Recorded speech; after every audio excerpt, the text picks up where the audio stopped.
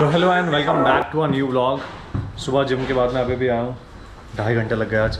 एक तो गर्मी इतनी दिल्ली में हो रही है कि अगर आप जिम में भी जाओ तो आलस आ रहा था, तो मेरे से एक्सरसाइज की नहीं जाती है। अपना ब्रेकफास्ट बना रहा हूँ, तो ब्रेकफास्ट करते करते बात करेंगे। एक टॉपिक क्या है, क्वेश्चन है जो लोग मुझसे जनरली पूछते हैं। Hello and welcome back to a new vlog.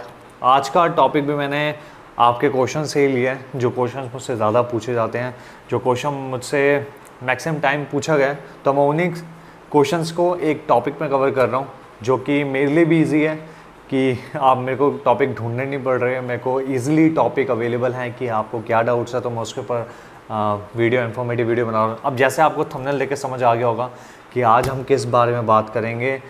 So the main topic is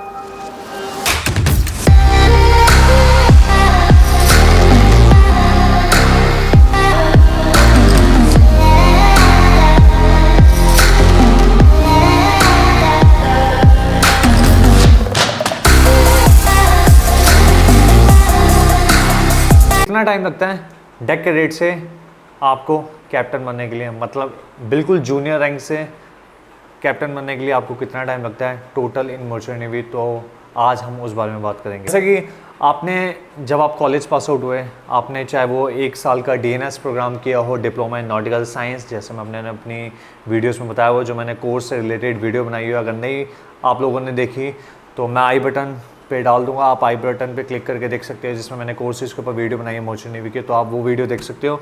या फिर मैं बात करूँ BSc इन नॉटिकल साइंस, जो कि होता है 3 साल का प्रोग्राम। तो जब आप ये दोनों कोर्सेज करके आप कॉलेज पास आउट करते हो, और आज के टाइम में ईजी कर दिया है डीजी शिपिंग ने कि जो भी बैच होता है DNS का, चाहे BSc का, नॉटिकल साइंस का, सब स्पॉन्सर्ड होते हैं। कोई विदाउट स्पॉन्सरशिप नहीं आता, मतलब अब एडमिशन अलाउड नहीं है। पहले जब मैंने किया था, बीटेक की थी, तब उस वक्त DNS में जो बच्चे आते थे, जो कैंडिडेट्स आते थे, वो नॉन स्पॉन्सर्ड भी होते थे, कुछ स्पॉन्सर भी होते थे।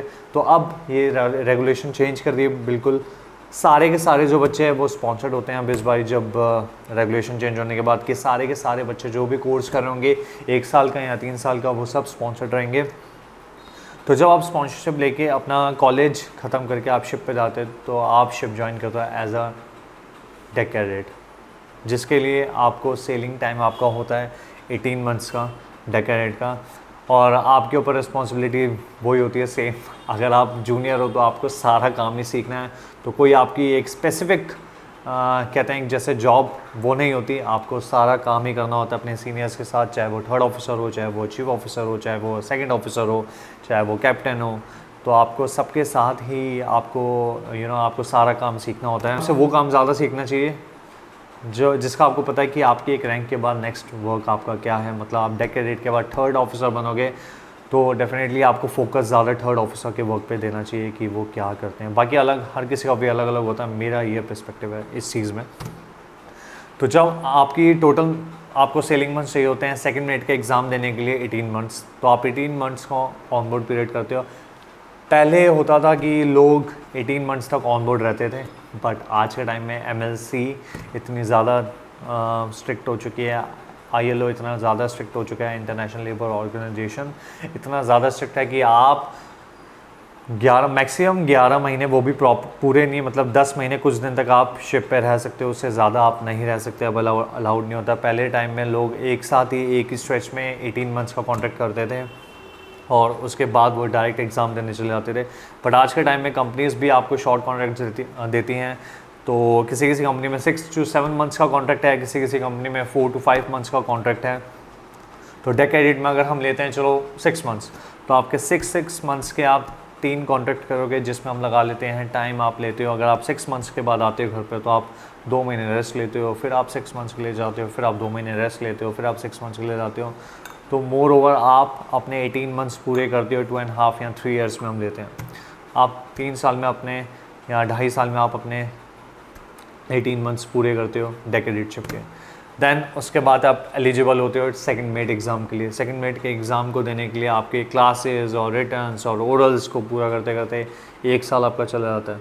ये ओवरऑल मैं ये टाइम पीरियड उन बेसिस पे बता रहा हूँ, एक स्ट्रेच करके, कि मैक्सिमम टाइम लोगों को लगता है 1-1.5 साल, मतलब रिटर्न्स और ओरल्स क्लियर करने में 3rd ऑफिसर में। यही मैं सेम चीज़ इंजीनियर्स के साथ होती है। बट आज मैं पर्टिकुलर डेडिकेटेड वीडियो है ये डेक कैडेट टू कैप्टन के लिए, तो मैं इस पर बता रहा हूँ। अगली बारी मैं वीडियो बनाऊँगा इंजन कैडेट से चीफ इंजीनियर तक की जर्नी कैसे होती है, जिसमें मैं अपना एक्सपीरियंस शेयर करूँगा डेफिनेटली।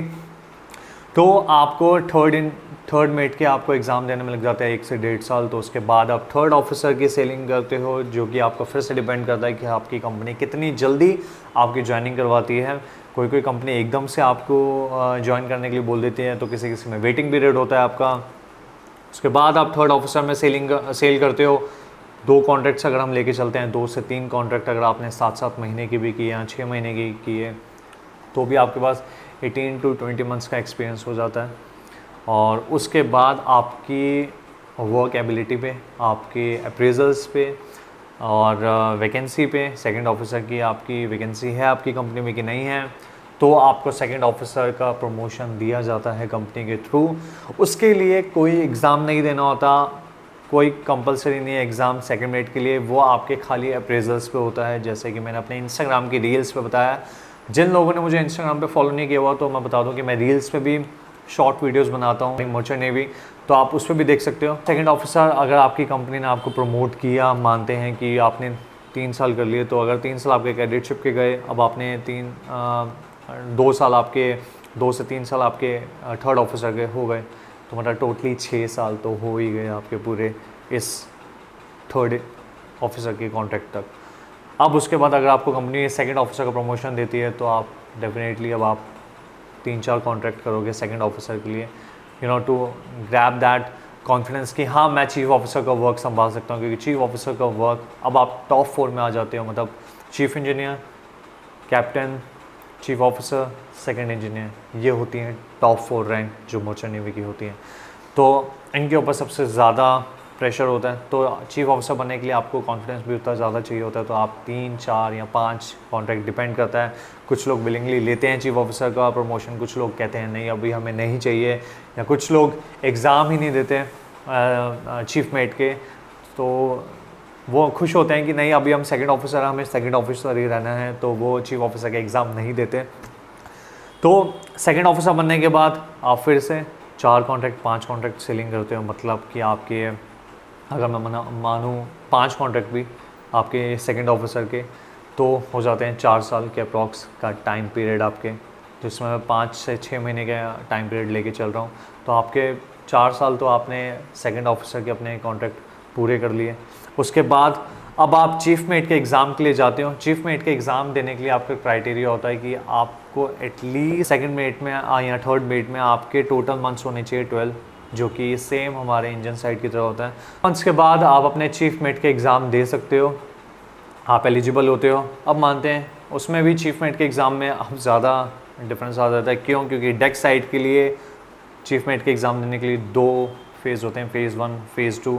4-4 महीने के कॉलेजेस आपको अटेंड करने होते हैं, फिर उसके बाद 6-6 रिटर्न एग्ज़ाम्स होते हैं, फिर 3 फंक्शंस के ओरल होते हैं। मतलब इतना सारे एग्ज़ाम्स, इतने सारे पेपर्स करते करते बंदे को 1 से 1.5 साल लग ही जाता है चीफ मेट के एग्ज़ाम के लिए। चीफ मेट के लिए आपको कंपनी प्रमोट करती है कि नहीं करती है, वो स्टिल अगेन वो चीफ आपके अप्रेजल्स और आपके प्रमोशन के ऊपर डिपेंड करता है, आपकी वैकेंसी के ऊपर डिपेंड करता है कि आपकी कंपनी में कितनी वैकेंसीज हैं चीफ ऑफिसर के लिए, तो अभी आपको प्रमोशन दिया जाएगा चीफ ऑफिसर के लिए। अब माने कि अब आपको चीफ ऑफिसर का प्रमोशन मिल गया है, तो अब आपको चीफ ऑफिसर के बाद अब आपके सेलिंग टाइम का पीरियड होता है 12 मंथ्स अगेन, ताकि आप अपने मास्टर्स के एग्ज़ाम के लिए अपीयर हो सको। तो अब चीफ ऑफिसर के बाद कुछ लोग, फिर से वही बात है, कुछ लोग चीफ ऑफिसर के बाद कैप्टन बनते हैं, तो कुछ कहते हैं कि नहीं हमारे लिए चीफ ऑफिसर तक की रैंक बहुत सही है, अब हम कैप्टन नहीं बनना चाहते।